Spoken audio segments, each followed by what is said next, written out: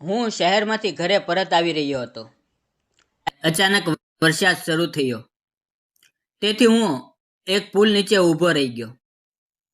એ જ સમયે ત્યાં એક મહિલા ઊભી હતી, જે ખૂબ સુંદર હતી. તેના ખંભા પર એક નાનું બાળક હતું અને તેની બાજુમાં લગભગ 4 વર્ષની એક છોકરી તેનો હાથ પકડીને ઊભી હતી. તે મહિલા ખૂબ જ રડી રહી હતી. તેણે મારો ફોન લીધો અને પોતાના પતિને કંઈક વાત કરી, પરંતુ તેના પતિએ તેની એક પણ વાત સાંભળી નહીં. તેથી એ જોર જોરથી રડતા રડતા એક ઊંડી ખીણ તરફ જવા લાગી.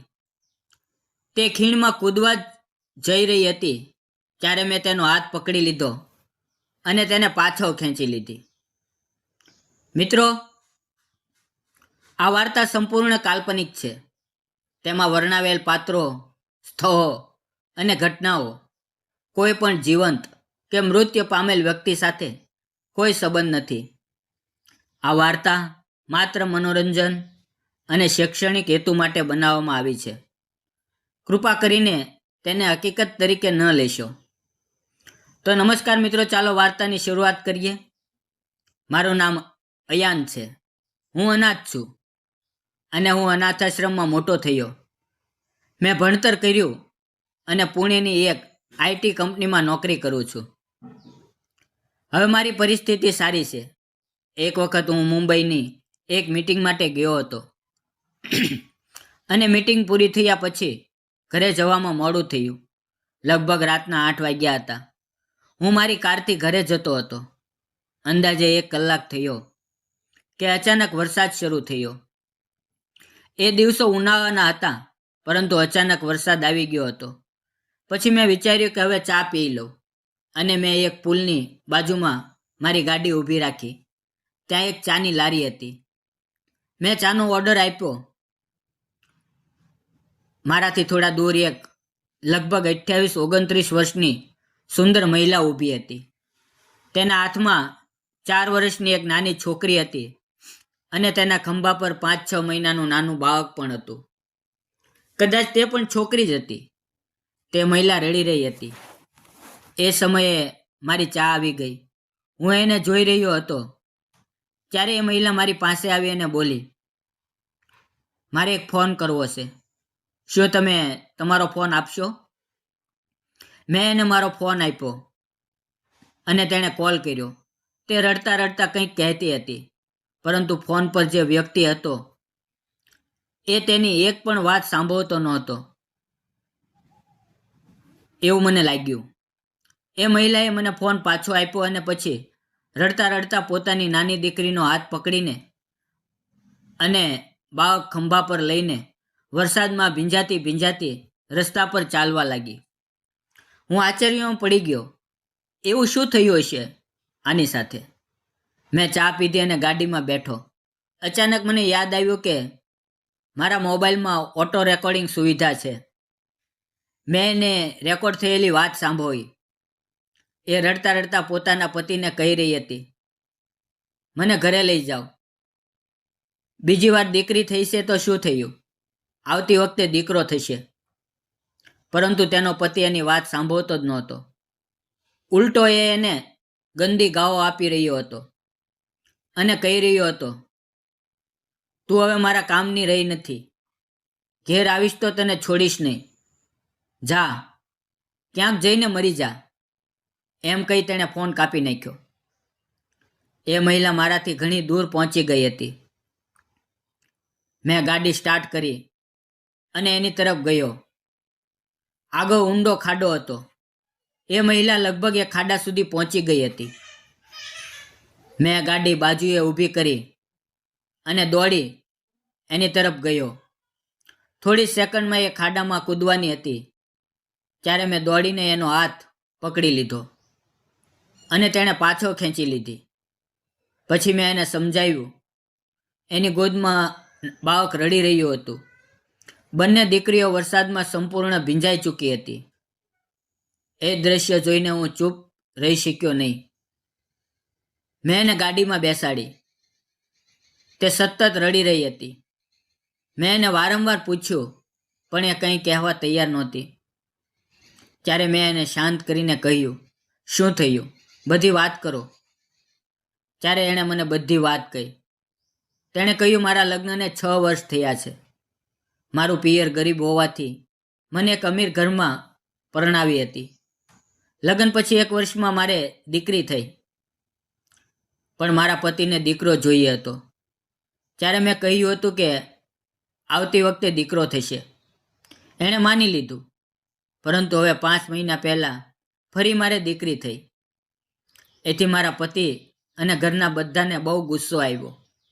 એણે મને ઘરેથી કાઢી મૂકી અને પતિએ સ્પષ્ટ કહી દીધું કે ઘરે ન આવતી, નહીં તો મારી નાખીશ. મને કંઈ સમજાતું નહોતું કે શું કરવું. તેથી મેં વિચાર્યું કે હું અને મારા બાળકનો અંત કરી દઉં. આ બધું સાંભળી મારા હૃદયમાં કંપન થઈ ગઈ. મેં એને કહ્યું, ગાડીમાં બેસો, હું વિચારું છું કે શું કરવું. પછી મેં ગાડી હંકારી અને ઘરની દિશામાં આગળ વધ્યો. આગળ એક હોટલ આવી. મને લાગ્યું કે કદાચ એણે કંઈ ખાધું નથી. મેં પૂછ્યું, શું તમે ખાધું છે? એણે કહ્યું, હા ખાધું છે. પરંતુ એ ખોટું બોલતી હોય એવું લાગતું હતું. મેં ખાવાનો ઓર્ડર આપ્યો. એ યુવતી મારી તરફ જોઈને રડી રહી હતી અને મારો આભાર માનતી હતી. ખાવાનું ખાધા પછી અમે ફરી ગાડી પાસે આવ્યા. મેં તે મહિલાને કહ્યું, તમે બાળકને દૂધ પીવડાવી દો, હું બહાર ઊભો છું. પછી એ કારમાં ગઈ અને પોતાના બાળકને દૂધ પીવડાવ્યું. બાળક સૂઈ ગયું. તેની નાની 4 વર્ષની દીકરીને મેં થોડું ખાવાનું આપ્યું. એ પણ ખુશ થઈ ગઈ.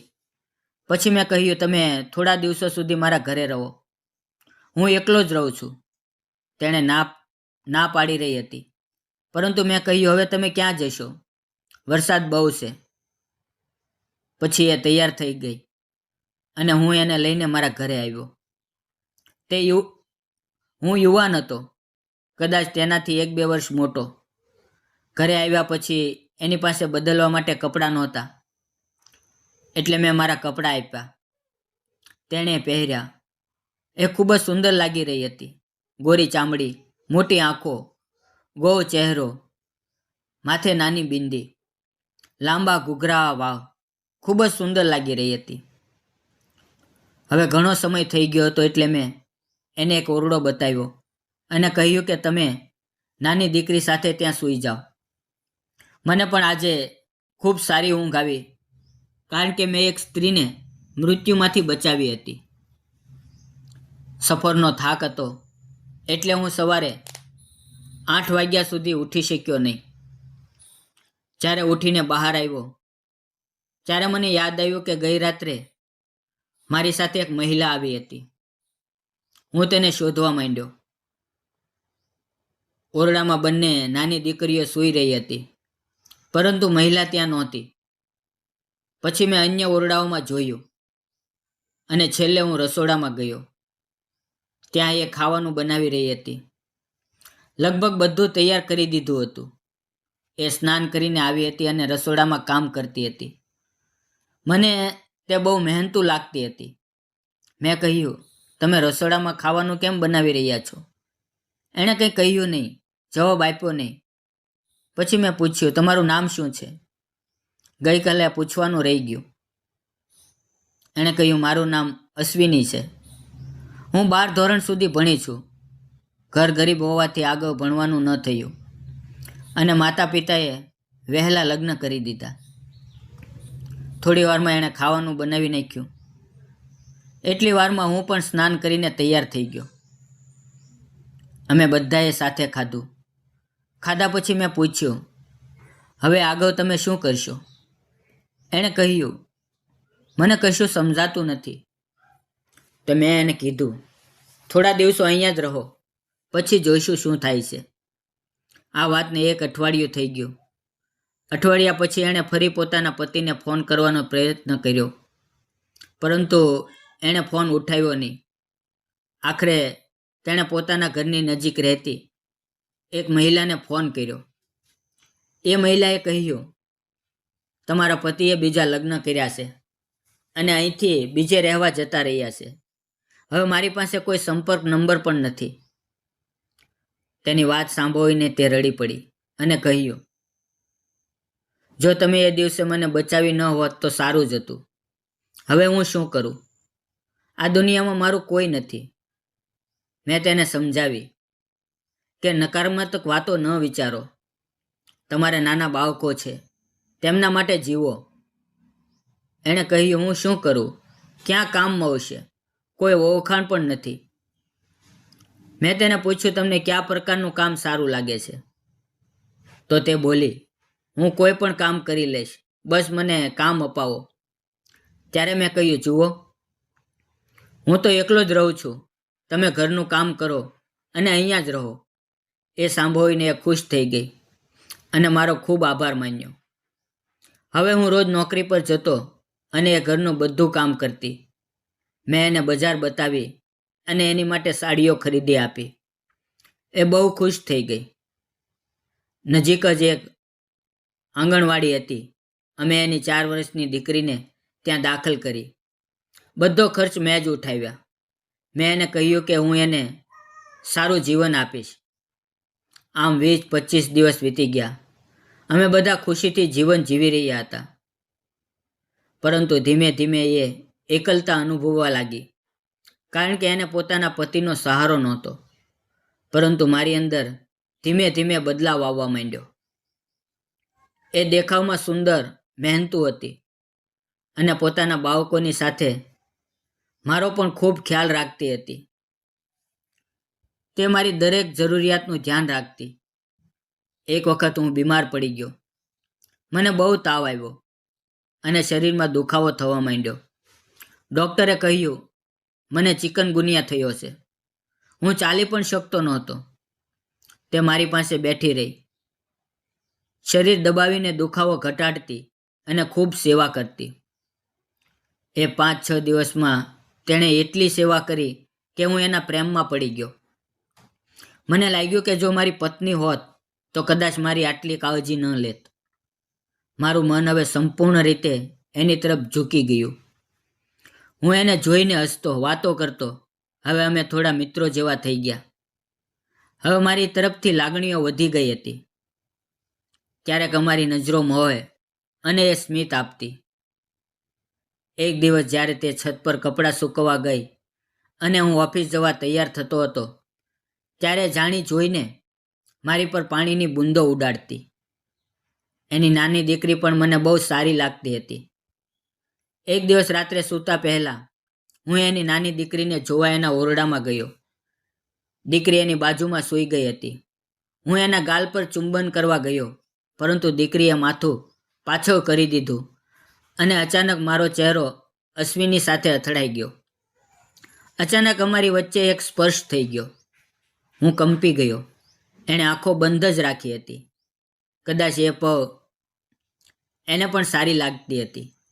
પછી એણે ધીમે ધીમે આંખો ખોલી અને મારી તરફ જોઈને સ્મિત આપ્યું. હવે હું એના પ્રત્યે વધુ આકર્ષાઈ ગયો હતો. મેં એની લાગણીઓ ઓળખી લીધી. મેં એનો હાથ પકડીને કહ્યું, અશ્વિની, મને તું ખૂબ ગમા છો. તે મારી બીમારી વખતે જે રીતે સેવા કરી તે કદાચ કોઈ ન કરી શકે. હું તને નોકરાણી તરીકે કામ કરતી જોઈ શકતો નથી. મારું દિલ તારા ઉપર આવી ગયું છે. જો તારી ઈચ્છા હોય તો તું મારી સાથે લગ્ન કરી શકા છો. હું સાચે જ તારી સાથે લગ્ન કરવા માંગુ છું. મને તારો નિર્ણય જણાવજે. આમ વાત કરીને હું મારા ઓરડામાં જવા લાગ્યો, પરંતુ એણે મારો હાથ પકડી લીધો અને પોતાની તરફ ખેંચી લીધો. ત્યાર પછી અમે બંનેએ લગ્ન કરવાનો નિર્ણય લીધો. મેં એની બંને દીકરીઓની જવાબદારી લીધી. હવે એ નાની 4 વર્ષની દીકરી મને પપ્પા કહેવા લાગી. તેમણે પણ પિતાનો સ્નેહ મળવા માંડ્યો અને મને પણ એક સુંદર, મહેનતુ અને ખ્યાલ રાખનારી પત્ની મળી. હવે અમે બંને ખુશીથી જીવન જીવી રહ્યા છીએ. આજે પણ જ્યારે હું નાની દીકરીના ગાલ પર પપ્પા કરવા જાઉં ત્યારે જાણી બૂજીને પોતાનો ચહેરો બીજી તરફ ફેરવી દે છે. મિત્રો, એ જ તો જીવનની સાચી ખુશીની પળો હોય છે, જે દિલથી જીવવી જોઈએ. હવે અમને એક દીકરો પણ થયો છે. જો પ્રેમ એકબીજાની લાગણીઓને સમજતા અને સહારો આપતા ધીમે ધીમે આગળ વધે તો એ જ એક નવા જીવનની શરૂઆત છે. મિત્રો, આ કહાની તમને કેવી લાગી? જો પસંદ આવી હોય તો અમને કોમેન્ટ કરીને જરૂર જણાવજો. અને જો તમે ચેનલ પર નવા હોવ તો ચેનલને લાઈક, શેર અને સબસ્ક્રાઇબ કરવાનું ના ભૂલશો. ધન્યવાદ મિત્રો. ફરી મળશું આવતીકાલે એક નવી વાર્તાની અંદર, એક સરસ વાર્તાની અંદર. ત્યાં સુધી આવો અને જતા પહેલા લાઈક કરો, કોમેન્ટ કરો. ધન્યવાદ મિત્રો.